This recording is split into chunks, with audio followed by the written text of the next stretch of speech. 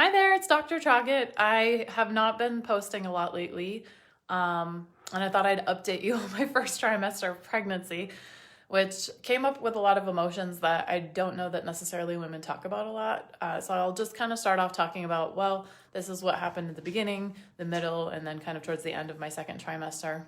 And hopefully I'll be posting a little bit more frequently. So, I have been trying to get pregnant for a bit of time, not a super long time. In fact, I had a miscarriage in 2017, or maybe it was 2015. I think it was 2015 when I was actually at my nurse practitioner clinicals. I started miscarrying during my rotation. This is a really common thing to happen in medicine that we don't talk about because there's so much stress and pressure placed on you. So after that happened, I didn't feel that I could emotionally go through with being pregnant again. So I had an IUD for a while, and then my husband and I were like, well, we think we want to have kids and we're not going to stress about it. And if it happens, great. And I went on this really awesome retreat with Pamela Weibel. And when I was there, one of my goals was to be a mother. And that was actually a really hard thing for me to tell people during the retreat. I cried a lot while I was trying to tell them this is one of my goals that I want. So I've had a lot of fear about becoming a mom because I don't want to be a bad mom. And I think that comes with my anxiety, right? You just want to be perfect. And so when I first got pregnant, it was pretty emotional. I think I'm still kind of emotional about it because it had been something that I wanted, but I wasn't sure that one, I'd be a good candidate, or two, that I was so old. I'm 38 years old. So and of course, as soon as I got the pregnancy test, even though I do these all the time in urgent care, I was like, oh, I can't read it. I don't know what it says. So my husband was like, I'm pretty sure you're pregnant. And I was like, I don't know. I have to take 4 more tests. And I got the digital one because I was like, I'm sure I can't read it when I do this all the time. So it was kind of funny. And then after that, we actually had an abnormal ultrasound that showed that we had some nuchal translucency issues, which could mean that there is a neurologic problem with the baby. So we had to get a second ultrasound that was more in depth. And I kind of was at the point well, there's still a chance that I might not be pregnant, right? So I kind of didn't freak out about it. And my family was very kind and sweet. And my family's not super emotional. So my mom and my sister were both really worried, and which was funny to me because I'm usually the worrywart in the family. And so they kind of took over that. So it was very interesting supporting them. And it was kind of great to be able to do that. Unfortunately, the ultrasound came back completely normal. We did genetic testing, which is blood testing, which thank goodness that exists nowadays and we don't have to do amniocentesis. And that all came back normal. We did not find out the gender and are not finding out the gender. So after all that happened, I kind of had a oh goodness moment, this is really happening. And then I got really angry because my first trimester was terrible. I was so sick all the time. I couldn't eat. I felt awful. In fact, I would teach jazzercise and come back home and lay on the floor for about 45 minutes to an hour, eating a banana, crying, and drinking water. Then I'd go puke for about 45 minutes, and then I would take a shower for about 45 minutes, and then I'd sleep for about an hour. So that was how I was recovering from working out, and still kept trying to do it. I am still teaching, but I don't teach in the mornings now because mornings don't work super well for me. I've started working out in the morning again, and that's been helpful. But so I felt like I got lied to because nobody talked about this grief that you get, this loss of your womanhood and feministic personality. I'm a pretty strong feminist, and I really believe that women are beautiful and amazing. And I have had a lot of anxiety and trauma in my life, and it took me a really long time to like myself. And now I'm at the point where I love myself. And then I felt but now I'm pregnant and I don't know how to make that happen. How do you combine your woman with your motherhood?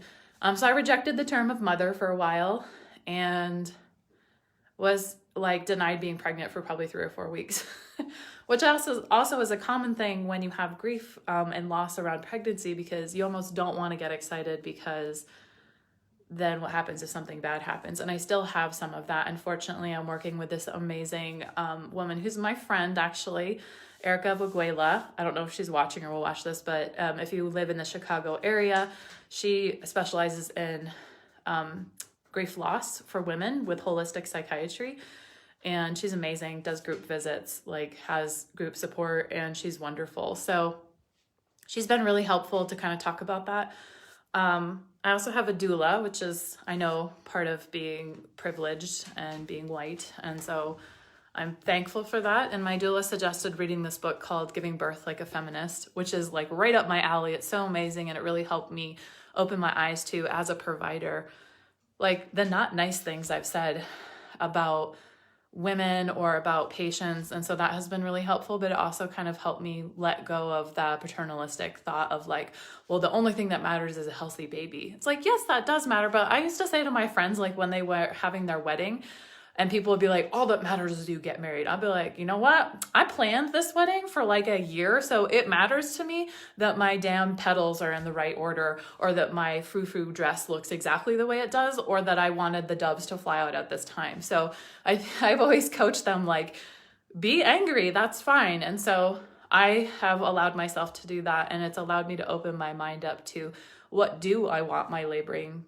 to look like? How do I want that to be? And I really want this to be not fear of pain, but embracement. I will try not to cry through this, but embracement of my womanhood and empowerment through the ability to give birth. So that's what I'm focusing on right now. I'm obviously still having some emotional feelings about, not just because I'm pregnant, which everyone will say, but trying to really incorporate like who I want to be as a mentor and a life giver. And if that means title of motherhood, that's great. I think for me, I kept thinking mom is like Pinterest mom, and I don't want to be a Pinterest mom. That's not who I am at all. So, and I've been so blessed with family and friends being really supportive, and my patients have been just amazing.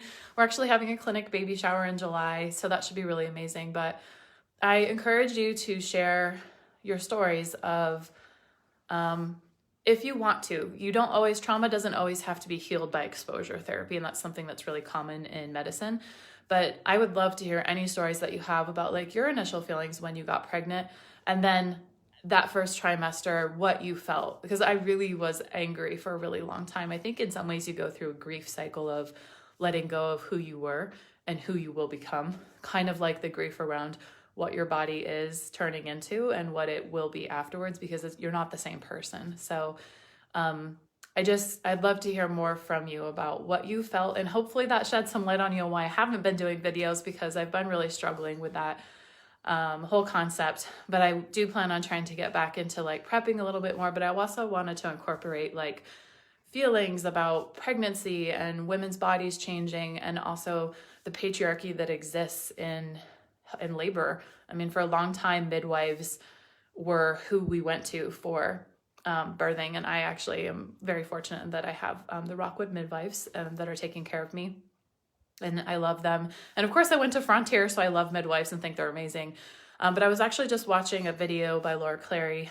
She just gave birth to her little baby girl a few days ago. And on that video, she was talking about how she had some leaking of her amniotic fluid, and the physician's response when the patient was saying, hey, but I've heard that people will leak for like a week, was, well, midwives do that and then they have bad outcomes, which is completely inappropriate. I mean, as a nurse practitioner, I don't bash physicians.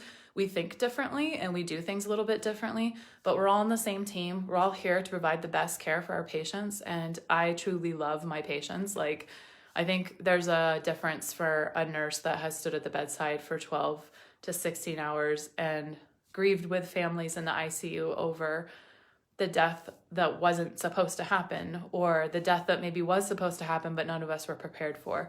So I think that brings a little gravity and leverage. And there are definitely physicians, especially DOs, that really understand that holistic healthcare perspective. But I think that the most important thing is that we're all on the same team and we want the same outcomes. And I don't know of any midwife personally that just lets women leak amniotic fluid for over 24 hours. It's very well documented, and most of the midwives I know practice off of evidence-based medicine. So I was really angry when I heard that. I was like, that's just crazy. So, but again, I just wanted to share with you what I've been going through, and I'd love to hear your stories. So anything you feel comfortable or confident posting a video, maybe even on your own Facebook. If we can start the education and discussion about women and their experiences with pregnancy, this will revolutionize how we do things. This is how healthcare changed in the first place. Patients do matter. This is your healthcare. Do not let anyone take it away from you. My patients are the reason that I have a job, and the reason that my clinic is built is because of them. That's how healthcare should be, not how it is now, where it's based off of money and it's provider-centric and it's administrative-centric. Actually, at this point, it's not even about the providers. It's about administrators making more and more money and not effectively helping their providers give the best care. And quality care and productivity can happen together, but you have to be willing to look at it differently. And so you as patients help us know that. So please speak out, tell people about your experiences, whether it has to do with pregnancy or just going to the doctor and getting diabetes diagnosis. So please, please, please speak out and demand better healthcare. You deserve it. So that's what I have for today.